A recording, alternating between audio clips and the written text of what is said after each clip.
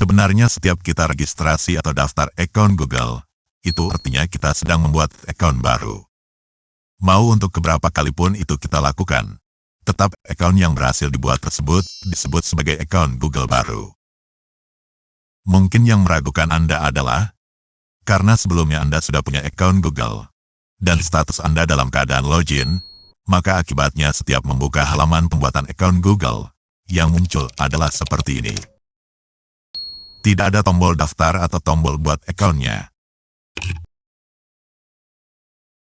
Dan tombol login pada foto profilnya juga tidak ada. Nah, cara untuk menemukan form buat akun barunya begini. Klik foto atau ikon profilnya. Lalu pilih tambahkan akun lainnya.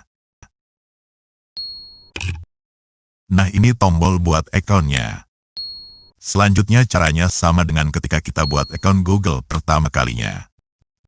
Jika sudah lupa bisa disimak lanjutannya pada video berikut.